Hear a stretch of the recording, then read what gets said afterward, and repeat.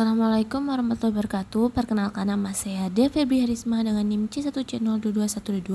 Di sini saya akan mempresentasikan tugas akuntansi syariah tentang fikih zakat dengan dosen pengampu Bapak Dr. Wirmi Eka Putra SE MSI. Baiklah, langsung saja masuk materi yang pertama. Materi yang pertama yaitu pengertian zakat. Zakat adalah sebuah praktik ibadah di mana orang Islam memberi 2,5% dari hartanya untuk disumbangkan kepada yang membutuhkan. Saat ini, di sebagian besar negara yang bermayoritas umat Islam memberikan zakat bersifat sukarela. Namun ada juga beberapa negara yang zakatnya diurus juga oleh pemerintah. Di negara seperti Inggris misalnya, orang-orang Islam di sana membayarkan zakat dengan memberikannya langsung ke badan amal. Pengertian zakat menurut bahasa dan istilah. Zakat berasal dari bahasa Arab yang artinya menyucikan. Zakat adalah bentuk sedekah kepada umat Islam. Zakat diperlakukan dalam Islam sebagai kewajiban atau sebagai pajak, di mana rukun Islam berzakat adalah di urutan ketiga setelah sholat. Meskipun zakat diwajibkan bagi umat Islam, tidak semua orang bisa berzakat. Ada beberapa syarat untuk berzakat, misalnya memiliki harta yang cukup atau tidak kekurangan. Selanjutnya, sumber hukum zakat. Di dalam Al-Quran, amalan tentang zakat disebutkan beberapa kali, salah satunya seperti dalam surat Al-A'raf ayat 156. Orang-orang yang akan diberikan kebahagiaan di akhirat adalah orang yang menunaikan zakat.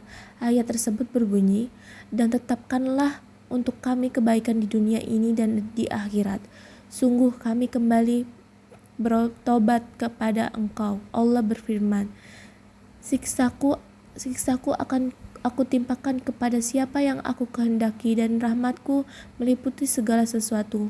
Maka akan aku tetapkanlah rahmatku bagi orang-orang yang bertakwa, yang menunaikan zakat, dan orang-orang yang beriman kepada ayat-ayat kami. Selanjutnya, jenis-jenis zakat. Yang pertama ada zakat fitrah. Zakat fitrah adalah zakat yang harus dibayarkan bagi seorang muslim yang sudah mampu untuk menunaikannya dan berkecukupan. Zakat fitrah adalah zakat yang wajib ditunaikan satu kali dalam setahun. Yang kedua, zakat mal. Zakat mal adalah zakat harta, sesuatu yang dapat disebut dengan harta apabila memenuhi syarat-syarat tertentu seperti dapat dimiliki, disimpan atau dikuasai, dapat diambil manfaatnya sesuai dengan harta tersebut. Contohnya yaitu misalnya rumah, mobil, tanah, hewan ternak, emas, dan perak. Selanjutnya, objek zakat. Berikut adalah harta-harta yang wajib dizakatkan dalam zakat mal. Yang pertama, emas dan perak adalah logam mulia. Yang kedua, binatang ternak yang wajib untuk dizakatkan adalah hewan-hewan yang ternak yang besar seperti sapi, kambing, kerbau, unta, dan ayam. Yang ketiga, hasil panen. Yang wajib dizakatkan adalah hasil tumbuh-tumbuhan yang memiliki nilai ekonomis. Yang keempat, harta perniagaan adalah semua yang digunakan dalam jual beli. Yang kelima, kekayaan laut atau hasil pertambangan adalah benda-benda yang berasal dari dalam perut bumi dan bisa juga dizakatkan karena memiliki nilai ekonomis. Yang keenam, rikaz adalah harta yang sudah terpendam lama sejak zaman dahulu. Salah satu contohnya rikaz atau harta terpendam adalah harta karun. Selanjutnya, penerima zakat.